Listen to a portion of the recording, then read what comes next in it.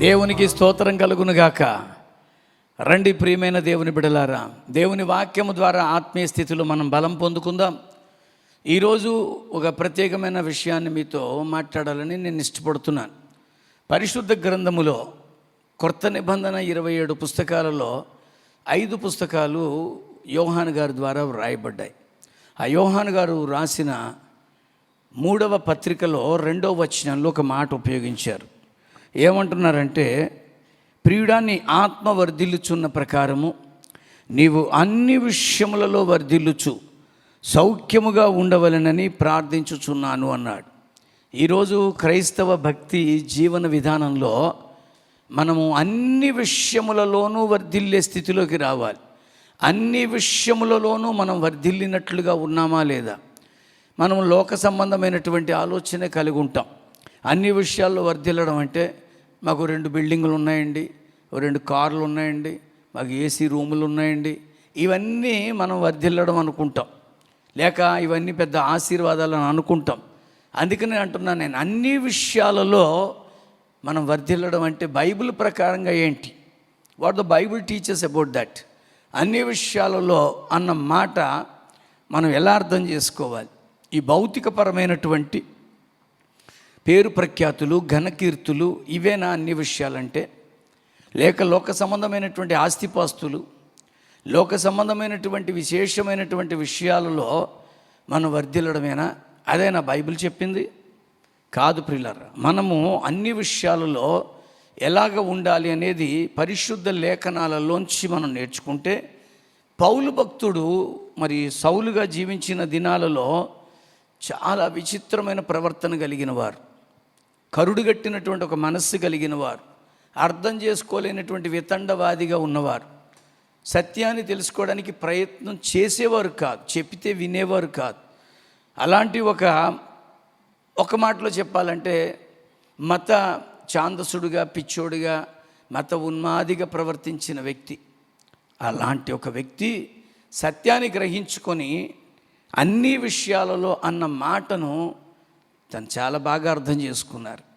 అందుకనే తన జీవితాన్ని అనేకులకు అన్ని విషయాల్లో ఎలా ఉంచాలో ఆయన నేర్చుకొని ఒక మాట అంటున్నారు. కొరింథీయులకు ఆయన రాసినటువంటి మొదటి పత్రికలో చాలా విషయాలు ఉన్నాయి ప్రియులారా.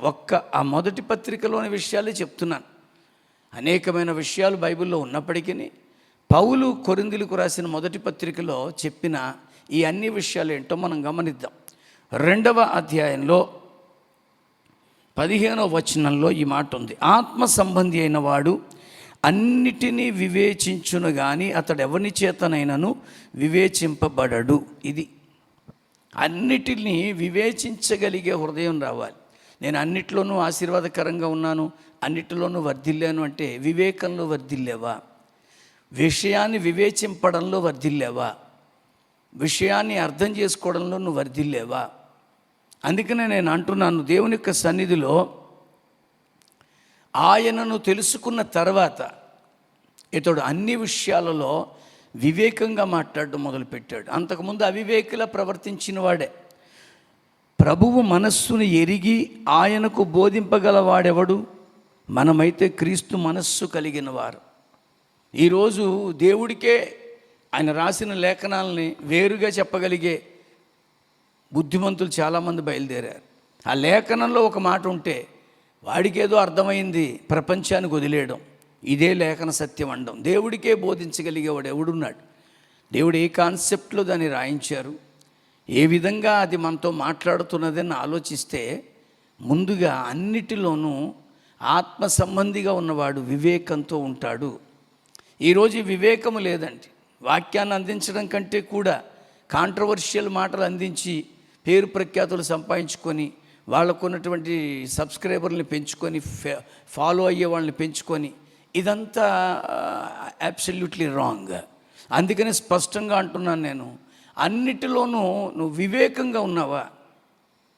నేను అన్నిటిలోనూ టాప్గా ఉన్నాను సార్, కావాలంటే నా వీడియోలు చూడండి, ఒక్కదానికి 60,000 వ్యూస్ ఉంటాయండి. అయితే ఏంటి? So what? వాడెవడు బూతు మాటలు మాట్లాడుతూ ఏదో వీడియో చేస్తున్నాడు, వాడికి ఉన్నారండి మిలియన్స్ వ్యూస్. వాడెవడో దేశాలన్నీ తిరుగుతుంటాడు, వాడు పెట్టే ప్రతి వీడియో వైరల్గానే తిరుగుతుంది. వాడికి ఉన్నారండి వ్యూస్. ఇది కాదు మిత్రమా, ఇక్కడ అన్నిటిలోనూ నువ్వు ఇంకొకరి చేత కామెంట్ చేయబడకుండా ఉన్నావా? అందుకని ఆయన అంటాడండి, అతడు ఎవడి చేతనైనను వివేచింపబడడు. మనల్ని ఒకరు ఒక మాట అనకుండా ఉండేదే భక్తి. ఈరోజు నీ భక్తిలో చాలామంది నిన్ను కామెంట్స్ చేస్తున్నారే, దానికి కారణం ఏంటంటే వాళ్ళకి నువ్వు అర్థమయ్యే రీతిగా నువ్వు చెప్పేది వాళ్ళలోనికి సరైన రీతిగా పంపితే ఎవ్వరూ నిన్ను కామెంట్ చేయరు. ఆ వాక్యాన్ని కాంట్రవర్షియల్గా తెచ్చుకోవడానికి కారణం మనమే. వాక్యం ఎప్పుడు అక్కడే ఉంటుందండి, దానికి ఏ భేదం లేదు. మనమే దాన్ని మార్చి ఇతరుల చేత మనల్ని మనమే వివేచించేటట్టుగా మనం చేసుకుంటున్నాం. అందుకనే ఆత్మ సంబంధి అయిన వాడు అన్ని విషయములలో వివేచన కలిగి ఉంటాడే తప్ప ఇంకొకటి చేత మనం వివేచింపబడాల్సిన అవసరము అక్కడ లేదు. అతడు ఎవడి చేతనైనా వివేచింపబడడు. కనుక నీవు అన్నిటిలోనూ ఎలా ఉన్నావు? ఈ యొక్క మాటలు మనం చదివితే అతడు ఒక మాదిరిగా ఉండడానికి ఇష్టపడుతున్నాను అంటాడు. అపోస్తుల కార్యంలో ఆయన యొక్క ఎంట్రన్స్ మనకు తెలుస్తుంది. ఆ తర్వాత ఇంకా చెప్పాలంటే అపోస్తుల కార్యంలో ఎక్కువ శాతం పౌలు గారి గురించే ఎక్కువ అధ్యాయాలన్నీ మాట్లాడుతూ వచ్చాయి. 20వ అధ్యాయంలో పౌలు గారు అంటున్నటువంటి ఒక మాట ఏంటంటే 35వ వచనంలో ఆయన అన్నారు, ఈ విధంగా రాస్తున్నారు, ఏమని? మీరును ఇలాగున ప్రయాసపడి బలహీనులను సంరక్షించవలననియు పుచ్చుకొనుట కంటే ఇచ్చుట ధన్యము అని ప్రభువైన యేసు చెప్పిన మాటలు. ఎంత గుర్తుపెట్టుకున్నాడో చూడండి. ఆయన యేసుక్రీస్తు కాలంలో లిటరల్గా ఆయన లేడు, శిష్యులు ఉన్నారు. కానీ పౌలు భక్తుడు దర్శనము ద్వారా పొందుకున్నాడు, స్వరము ద్వారా యేసుని విన్నాడు. అలాంటి ఆయన ఈ మాట అంటున్నాడు, పుచ్చుకొనుట కంటే ఇచ్చుట ధన్యము అని యేసు చెప్పిన మాటలు జ్ఞాపకం చేసుకోవడం వల్లని అన్ని విషయములలో మీకు మాదిరి చూపి తిని. ఈరోజు ఇప్పుడున్నటువంటి సోకాల్డ్ ఈ సేవకులు అవనియండి, ఎవరైనా భక్తి నేర్పేవారు ఎవరైనా పుచ్చుకోవడానికి ఉన్నటువంటి ఇంట్రెస్ట్ ఇవ్వడానికి ఉంటుందా? నేను మళ్ళీ చెప్తున్నానండి, పుచ్చుకొనుట కంటే ఇచ్చుట ధన్యమని ప్రభు చెప్పిన మాటను తెలుసుకొని అర్థం చేసుకొని అన్ని విషయములలో నేను మాదిరిగా ఉన్నానని ధైర్యంగా చెప్తున్నాడు. ఈరోజు మనం అలా చెప్పగలమండి? మనం అలాగా అన్ని విషయాలలో మాదిరిగా ఉండగలుగుతున్నామా? అన్ని విషయాల్లోనూ డబ్బున్న వాళ్ళలాగో, అన్ని విషయాల్లో కార్లు, హోదాలు, పేర్లు, ప్రఖ్యాతులు, ఘనత, కీర్తి ఇవన్నీ ఉంటున్న వారిలా కనబడడానికి ప్రయత్నిస్తున్నాం. కానీ ఇక్కడ లేఖనం అంటుంది, అన్ని విషయాల్లో మాదిరి చూపించు, అన్ని విషయాలలో వివేచన కలిగి ఉండు. అదే కొరింథీయులకు రాసినటువంటి మొదటి పత్రికలో అద్భుతమైన మాటలు 9వ అధ్యాయం 22వ వచనంలో అంటున్న మాట. కొరింథీయులకు రాసిన మొదటి పత్రిక 9వ అధ్యాయము 22లో అంటున్న మాట, బలహీనులను సంపాదించుకొనుటకు బలహీనులకు బలహీనుడనైతిని, ఏ విధము చేత నేను కొందరిని రక్షింపవలని అందరికీ అన్ని విధముల వాడనైతిని. అన్ని విధముల వాడవే. ఈరోజు అన్ని విధముల వాడుగా ఉన్నావా నువ్వు? నీ వల్ల క్రైస్తవ్యానికి ఒరిగేదేంటి? నీ వల్ల క్రైస్తవ్యానికి మచ్చ వస్తుందా? లేక అందరితోనూ కలిసి ఎలాగైనా సరే వారిని రక్షించడానికి నువ్వు పాటుపడుతున్నావా? ఈరోజు వాళ్ళు చేస్తున్న పనులు చేయమని నేను ప్రోత్సహించట్లే. బలహీనుల మధ్య బలహీనుడిగా ఉన్నానని అన్నాడండి అపోస్తులుడు. మనం ఒక్కొక్కసారి అలాగే యాక్ట్ చేయాలి. బలహీనంగా ఉన్నట్టుగానే వారిది సంపాదించుకోవడానికి ఇదంతా. నేను మళ్ళీ చెప్తున్నాను చాలా క్లియర్గా నా స్టేట్మెంట్. బలహీనుల మధ్య నువ్వు బలహీనుడు ఎందుకు అయిపోయావంటే బలహీనుడు అవ్వలా. బలహీనుల మధ్య బలహీనుడిగా ఉన్నప్పుడు మీరు అడవి ప్రాంతాల్లోకి వెళ్ళారనుకోండి, ఆ అడవి మనుషుల దగ్గరికి వెళ్ళారనుకోండి, అక్కడికి వెళ్ళిన తర్వాత మనం వారిలాగా ప్రవర్తిస్తేనే వారు మనకి దగ్గర అవుతారు. వారు చేస్తున్న దాన్ని మనం కూడా అభినందిస్తున్నట్టుగా ఉంటేనే వారు దగ్గర అవుతారు. అప్పుడు చెప్పండి. ఈ మాటే అన్నాడండి. ఇది పెద్ద కాంట్రవర్సీ అయిపోయి యూట్యూబ్లో పెద్ద టాపిక్ అయిపోయి దీనికి ఇంకొక పాస్టర్ గారు కౌంటర్ ఇవ్వడం, ఇంకొక పాస్టర్ గారు ఏదో కామెంట్ చేయడం. What all these things? ఎంత స్పష్టంగా ఉంది అక్కడ. బలహీనులను సంపాదించుకొనుటకు బలహీనులకు బలహీనుడనైతిని. అయ్యాడా లేదా? నేను ఈరోజు మళ్ళీ అంటున్నాను అక్కడ, ఏ విధము చేత నేను కొందరిని రక్షించవలనని అందరికీ అన్ని విధముల వాడనై ఉన్నాను. ఇది పౌలు గారి యొక్క అనుభవం అండి. ఈ అనుభవంలో ఒక్కొక్కసారి పనిచేయాల్సి వస్తే మనం అలా ఉండాలేమో. బలహీనులుగా ఉన్న వారిని సంపాదించడం కొరకు, కుష్టి వ్యాధిగ్రస్తులందరినీ ప్రభు ప్రేమను చూపించడం కొరకు కుష్టి వ్యాధిగ్రస్తుల మధ్యలో వారి గాయాల్ని కడిగారండి. వారి గాయాల్ని కడుగుతున్నప్పుడు గ్లౌజులు కూడా వేసుకోలేదండి. ఎందుకంటే గ్లౌజ్ వేసుకుంటే మళ్ళీ వాళ్ళకి ఆ ప్రేమలో తేడా కనబడుతుందేమో అని వాళ్ళ బేర్ హ్యాండ్స్తో వాళ్ళు శుభ్రం చేశారండి. ఎందుకంటే వాళ్ళని సంపాదించాలి. ఆ క్రీస్తు ప్రేమను వాళ్ళకి అర్థమయ్యేటట్టు చెప్పాలి. నువ్వు చచ్చిపోయే లోపల నిన్ను ప్రేమించే వాళ్ళు ఒకళ్ళు ఉన్నారని వాళ్ళకి చూపించడం కొరకు గ్రాహం స్టెయిన్స్ గారు, మదర్ తెరీసా లాంటి వాళ్ళు గొప్ప కార్యాలు చేశారు. ఇక్కడ వాళ్ళతో పాటు బలహీనంగా ఎందుకు ప్రవర్తించారు వారు? వారి జబ్బు వీళ్ళకి వచ్చినట్టు కాదండి, ఆ జబ్బులో కూడా మిమ్మల్ని ప్రేమించేవారు ఒకడు ఉన్నారని చూపించడం కొరకు. అందుకని అక్కడ 25వ వచనంలో అంటాడు, మరియు పందెమందు పోరాడు ప్రతివాడు అన్ని విషయములందు మితముగా ఉండాలి. మితముగా ఉండుము. వారు క్షయమైన కిరీటం పొందుటకు, మనమైతే అక్షయమైన కిరీటం పొందుటకు మితముగా ఉన్నాము. మనం మితంగా ఉండాలండి. అన్ని విషయాల్లో ఆశీర్వాదాలంటే పెద్ద చర్చి కట్టించాడు దేవుడు, మాది ఏసీ చర్చ్ అండి, లేకపోతే మాకు 2 కార్లు ఉన్నాయండి, బిల్డింగ్ ఉందండి, నేను దేశాలన్నీ తిరుగుతానండి. ఇవన్నీ అన్ని విషయాల్లో రావు. అన్ని విషయాలలో నువ్వు ఇతరుల చేత కామెంట్ చేయబడకుండా ఉన్నావా? అన్నిటిలోనూ వివేకంగా ఉంటున్నావా? ఇంకొక మాట అంటున్నాడు, అన్నిటిలోనూ నువ్వు వివేకంతో పాటుగా దేవుని యొక్క సన్నిధిలో అన్ని విషయాల్లో మాదిరిగా ఉన్నావా? అన్ని విషయాలలో ఇప్పుడు అంటున్నాడు ఇక్కడ, మితముగా ఉన్నావా? ఈరోజు ఇది మనం నేర్చుకోవాలి. పైగా అదే కొరింథీయులకు రాసిన మొదటి పత్రికలో 6వ అధ్యాయంలో 12వ వచనాన్ని చూస్తే, ఈరోజు మనం లోక సంబంధమైన పేరు ప్రఖ్యాతులకు, ఘనకీర్తులకు, చాలా వాటికి మనం లోబడిపోతున్నాం. కానీ ఇక్కడ పౌలు అంటున్న మాట ఏంటో తెలుసా? I got freedom in everything. 6వ అధ్యాయము 12వ వచనంలో, అన్నిటి యందు నాకు స్వతంత్రం కలదు. ఎంత బాగా చెప్తున్నాడో చూడండి. మనకి లేదటండి, ఉందండి, కానీ మనం మితంగా ఉండాలి, మనం జాగ్రత్తగా ఉండాలి. స్వతంత్రం ఉందని చెప్పేసి మన ఇష్టం వచ్చినట్టుగా చేయడానికి కాదుగా. అందుకని అక్కడ అంటున్నాడు, అన్నిటి యందు నాకు స్వతంత్రము కలదు, కానీ అన్నీ చేయదగినవి కాదు. అన్నీ చేయదగినవి కాదండి. నేను మళ్ళీ అంటున్నాను, వద్దని చెప్పట్లేదండి. మనకి స్వతంత్రం ఇచ్చాడు. కొన్ని లక్షల రూపాయలు ఖర్చు పెట్టుకొని మరి ఈరోజు చాలామంది పుట్టినరోజు వేడుకలు చేసుకుంటున్నారు, లక్షల రూపాయలు. అన్నీ చేయదగినవి కాదండి. క్రీస్తులో చెప్తున్నాను నేను. క్రీస్తులో మనం రిచ్గా కనపడ్డానికో, ఉన్నతంగా కనపడ్డానికో, ఘనంగా కనపడ్డానికో మనం పెళ్ళిళ్ళు చేసుకుంటున్నాం, పుట్టినరోజులు చేసుకుంటున్నాం, గొప్ప గొప్ప కార్యాలు చేసుకుంటున్నాం. ఎవరి కోసం ఇదంతా? అన్నిటిలోనూ మితంగా ఉండమన్న వాక్యం ఏమైంది? అన్నిటిలోనూ తగ్గింపుతో ఉండి, అన్నిటిలోనూ నాకు స్వతంత్రం కలదు, కానీ అన్నీ చేయదగిన, అన్నిటి యందు నాకు స్వతంత్రం కలదు, కానీ నేను దేని చేత లోబరచబడనొల్లను. ఈరోజు నువ్వు లోబడిపోతున్నావు వీటికి. ఈ ఘనత కొరకు, గొప్పతనం కొరకు, పేరు ప్రఖ్యాతుల కొరకు, లేకపోతే నీ సొంత ఐడెంటిటీ అందరికంటే టాప్గా ఉండాలని కనబరుచుకోవడం కొరకు. ఎవరికి ఇదంతా? అందుకనే స్పష్టంగా అంటున్నాను నేను దేనివల్ల లోపరచబడను వాళ్ళను. ఈరోజు మనం అన్నిటిలోనూ ఆశీర్వాదకరంగా ఉన్నాము, అన్నిటిలోనూ మనము దీవెనకరంగా ఉన్నామంటే దేనిని బట్టి తెలుస్తుంది? నీ హోదాని బట్ట, నీ పేరు ప్రఖ్యాతులను బట్ట, నీ ఘనకీర్తులను బట్ట, నీ గొప్పతనాన్ని బట్ట. నేను మళ్ళీ చెప్తున్నాను, అన్నిటిలోనూ మనం ఎలా ఉండాలో అక్కడ అంటున్నాడు. 9వ అధ్యాయము 12వ వచనంలో మనం సహించుకోవాలంటండి.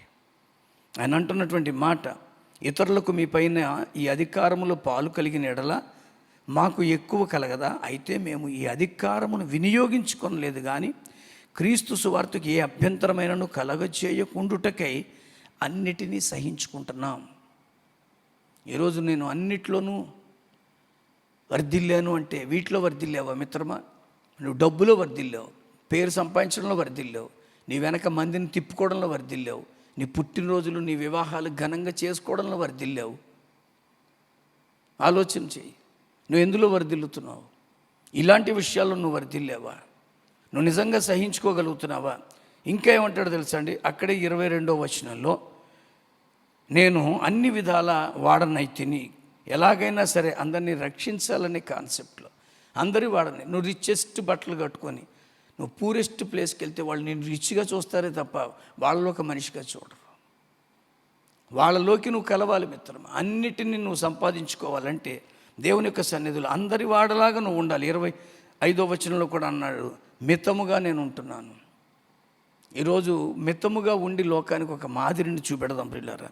ఇంకా ఏమంటాడంటే నాకు అన్నిట్లోనూ స్వతంత్రము కలదు కానీ 10వ అధ్యాయంలో 33వ వచనంలో ఈ మాట అంటున్నాడు. అన్నిట్లోనూ మాకు స్వతంత్రము 23లో అన్నాడు. అన్నీ చేయదగినవి కాదు, అన్నిటి యందు నాకు స్వతంత్రం కలదు కానీ అన్నీ క్షేమాభివృద్ధిని కలుగు చెయ్యవు.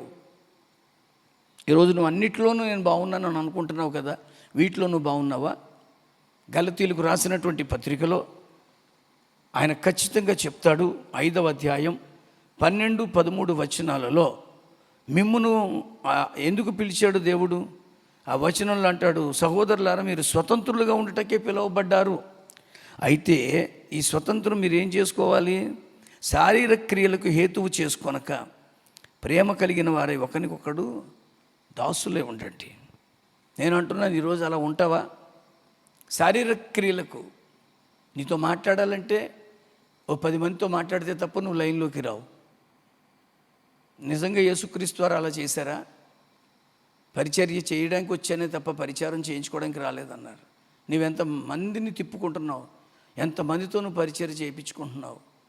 అసలు నిజంగానే ఈ శారీరక క్రియలకు నీకు ఇవ్వబడినటువంటి ఈ స్వతంత్రాన్ని నువ్వు వాడుకుంటున్నావు. నీ ఘనత ఇచ్చాడు, గొప్పతనం ఇచ్చాడు, ఆ దేవుడే ఇచ్చాడు. ఇంత పెద్ద సంఘాన్ని నీకు ఇచ్చాడు. దేనికి ఇచ్చాడు? వారి మధ్యలో ఒక మాదిరిని చూపిస్తావని, వారందరినీ పరలోక రాజ్యానికి సిద్ధపరుస్తావని, నీకొక టీమ్గా తయారు చేసుకుంటావని కాదు, నీ వెనక భజన పరులుగా వాళ్ళని ఉంచుకుంటావని కాదు, ఆయన కొరకు నువ్వు వాళ్ళని సిద్ధపరుస్తావని నీకు ఈ స్వతంత్రాన్ని ఇస్తే అది నువ్వు దేనికి వాడుకుంటున్నావు? నీ శారీరక క్రియలకు ఆ స్వతంత్రాన్ని వాడేస్తున్నావు. అందుకని అంటాడు ఒక మాట, ఆ స్వాతంత్రం శారీరక క్రియలకు హేతువు చేసుకోక ప్రేమ కలిగిన వారై ఒకరికొకరు దాసులుగా ఉండండి. దాసులుగా ఉండండి. నేను మళ్ళీ చెప్తున్నాను, నేను అవసరమైతే సేవకులకు వెళ్ళి సేవ చేస్తానండి, ఎప్పటికీ చేస్తాను. నేను ఒక గృహప్రవేశంలో ఉన్నాను, ఓ దైవజనుడు ఒక గుమ్మాన్ని, నేను ఒక గుమ్మాన్ని ఓపెన్ చేయాలి. ఆ దైవజనుడికి రిబ్బన్ కత్తిరించే సమయానికి నేనే మైక్ పట్టుకున్నాను. తప్పేమీ లేదండి అందులో. మనం దాసులుగా ఉండడానికే మనం పిలువబడ్డాం. అన్ని విషయాల్లో నువ్వు అలా ఉండగలుగుతున్నావా? ఇంకా కొంచెం ముందుకు వెళితే అందరినీ సంతోషపెట్టు. అదే కొరింథీయులకు రాసిన మొదటి పత్రికలో 10వ అధ్యాయంలో 33వ వచనాన్ని మనం చదువుకుంటే 10:33లో అంటాడు, I would like to make everyone happy. ఇలాగున నేను కూడా స్వప్రయోజనము కోరక అనేకులు రక్షింపబడవలనని వారి ప్రయోజనమును కోరుచు అన్ని విషయములలో అందరినీ సంతోషపెడుతున్నాను.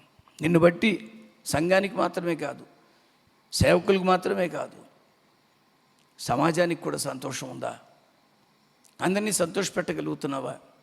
ఆ రోజుల్లో పౌలు ఈ మాట అంటున్నాడండి, నేను అందరినీ సంతోషపెడుతున్నాను. అందరినీ సంతోషపెట్టడానికే దేవుడు మనకిచ్చడి అవకాశం. 13వ అధ్యాయం అక్కడే 7వ వచనాన్ని మనం చదివితే 13:7 ఏమంటున్నారండి పౌలు గారు? అన్నిటినీ తాళుకుంటాడు. నేను మళ్ళీ చెప్తున్నా, అన్నిటినీ తాళుకొనును, అన్నిటినీ నమ్మును, అన్నిటినీ నిరీక్షించును, అన్నిటినీ ఓర్చును. ఈరోజు ఇలాంటి స్థితిలో నువ్వు ఉంటే నువ్వు నిజంగానే అన్ని విషయాల్లో వర్ధిల్లినట్టే, నువ్వు అన్ని విషయాల్లో ఆశీర్వాదకరంగా ఉన్నట్టే. అందుకని అంటున్నా, నువ్వు అన్ని విషయాల్లో ఎలా ఉన్నావు మిత్రమా? ఈ అన్నీ చేసేది ఆయనే, అన్నిటిలోనూ నీకు తోడుగా ఉండేది ఆయనే. అదే కొరింథీయులకు రాసిన మొదటి పత్రికలో 12వ అధ్యాయంలో 6వ వచనంలో అంటున్న మాట, అన్నిటినీ మనలో జరిగించేది నానా విధములైన కార్యములు కలవు కానీ అందరిలోనూ అన్నిటినీ జరిగించు దేవుడు ఒక్కడే.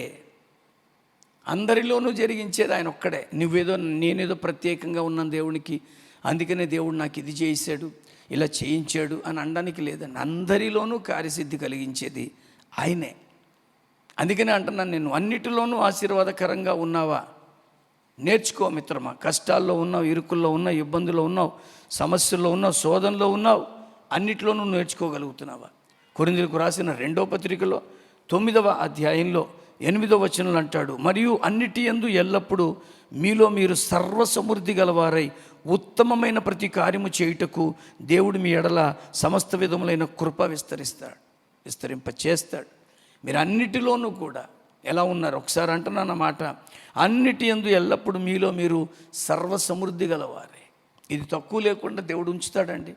అన్నీ చేస్తాడు, అందరిలో చేస్తాడు. నువ్వు ఈరోజు అన్నిటి యందు అన్న మాటని ఎలా అర్థం చేసుకున్నావు? అన్నిటి యందు నువ్వు ఎలా ఉండగలుగుతున్నావు? అన్నిటి యందు దేవుడు నిన్ను ఆశీర్వాదకరంగా ఉంచాడా?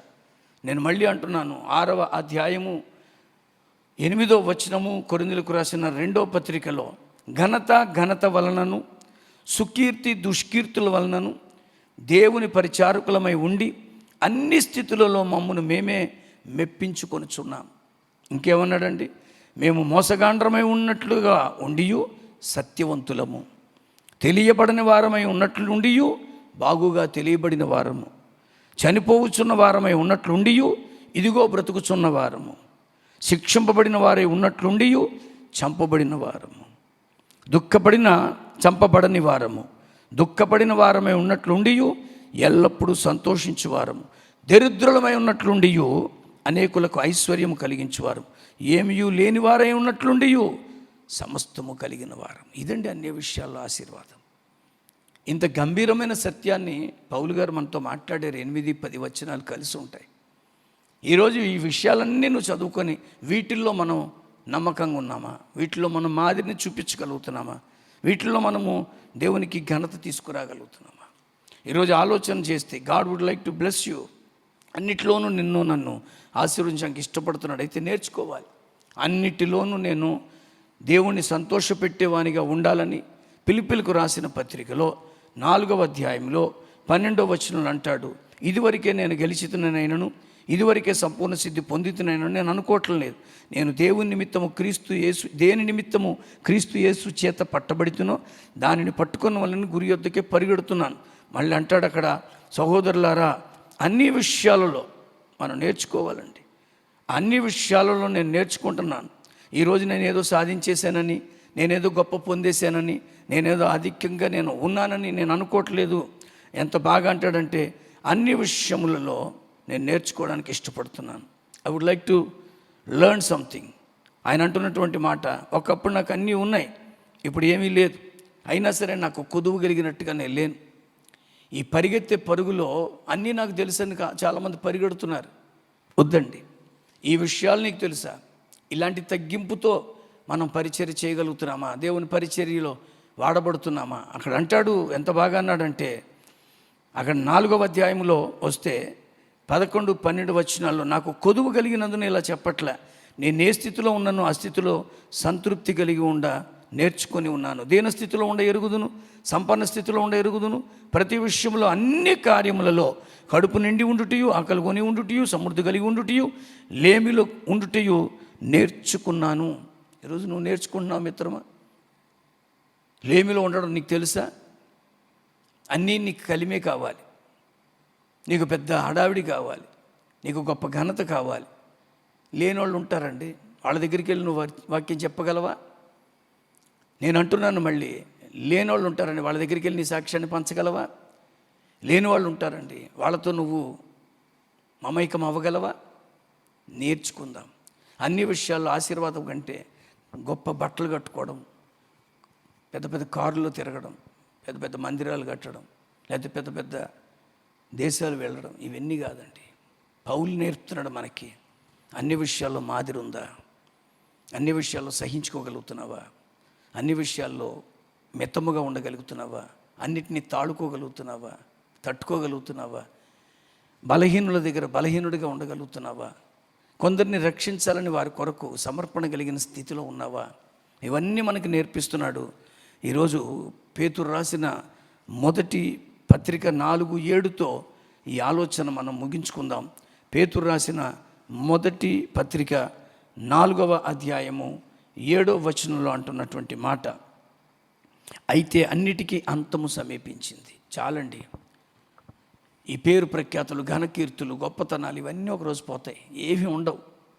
మనం నేర్చుకోలేకపోతున్నాం. అలెగ్జాండర్ లాంటి వాడు చచ్చిపోయినప్పుడు తన చేతులు 2 బయట పెట్టేటట్టుగా సమాధి పెట్టెలో ఉంచమన్నాడంట. ఆ చేతులు దేన్ని సూచిస్తున్నాయని చెప్పాలని ఆయన ఉద్దేశం. అంటే ఎంత సంపాదించాను కానీ చచ్చిపోయిన తర్వాత నేను ఏం పట్టుకెళ్ళలేకపోతున్నానని. మనం ఏం నేర్చుకుంటున్నాం? ఆ సందేశాన్ని బ్రహ్మాండమైన గంభీర ప్రసంగంగా చేస్తాం. నేను మన ప్రవర్తనలో అది కనపడుతుందా? ఈరోజు నేను అంటున్నాను, ప్రసంగ ప్రదర్శనలు పెరిగిపోయినాయి, ప్రసంగ ప్రవర్తనలు తగ్గిపోయినాయి. ఈరోజు మళ్ళీ అంటున్నాను నేను, అన్నిటికీ అంతము సమీపించి ఉన్నది కాగా మీరు స్వస్థబుద్ధి గలవారే ప్రార్థన చేయుటకు మెలకువగుండండి. మళ్ళీ అంటాడు, ప్రేమ అనేక పాపములు కప్పును గనుక అన్నిటికంటే ముఖ్యముగా ఒక్కని ఎడల ఒకడు మిక్కుటమైన ప్రేమ కలిగి ఉండండి. క్రైస్తవులారా, దీనికి మించింది ఏదీ లేదండి. ప్రేమ ఒక్కటే మిగిలిపోద్దండి. విశ్వాసము, నిరీక్షణ, ప్రేమ చివరకు ఉంటాయి. అందులో ప్రేమే ముఖ్యమైనదని బైబిల్ చెప్పింది. కనుక అన్నిటిలోనూ నేను దీవించబడ్డాను అనడంలో ఒకే ఒక్క విషయం, ప్రేమించడంలో దీవించబడ్డావా? ప్రార్థించడంలో, మితంగా ఉండడంలో, సహించడంలో, ఓర్చుకోవడంలో, తట్టుకోవడంలో, ఇతరులకు మాదిరికరంగా ఉండే విషయాలలో దేవుడు మనల్ని వాడుకున్నగాక. అన్ని విషయాల్లో నన్ను వాడుకో ప్రభు అని ప్రభు దగ్గర అడుగుదాం. అట్టి స్థితిని మనకి దేవుడు ఇచ్చునుగాక. పరిశుద్ధుడైన దేవ, ఈ లోక సంబంధమైన భౌతికపరమైన విషయాల్లో మేము వర్ధిల్లడం కాదు కానీ, ఆశీర్వాదకరంగా ఉండడం కాదు కానీ, నీ లేఖన సత్యాలను బట్టి అన్ని విషయాల్లో ఇతరులకు మాదిరిగా ఉండినట్లుగా ఈ విషయాలన్నీ మాలో జరగడానికి నీ కృపాస్తానికి అప్పగించుకుంటూ అన్నిటిలోనూ మమ్మల్ని మేము నీ బిడ్డలుగా చూపించుకోవడానికి, ప్రియుడాని ఆత్మ వర్ధిల్లుచున్న ప్రకారం నీవు అన్ని విషయములలో వర్ధిల్లమన్న అన్ని విషయాలు నాలో వర్ధిల్లున్నట్లుగా నాకు సహాయం చేయమని యేసు నామములో ప్రార్థించి పొందుకుంటున్నాం పరమ తండ్రి. ఆమెన్. తండ్రి, కుమార, పరిశుద్ధాత్మ నామములో ఈ వాక్యము అనేకులకు దీవెనకరంగా మారి ఆశీర్వదించబడునుగాక. Amen. God bless you. Praise the lord.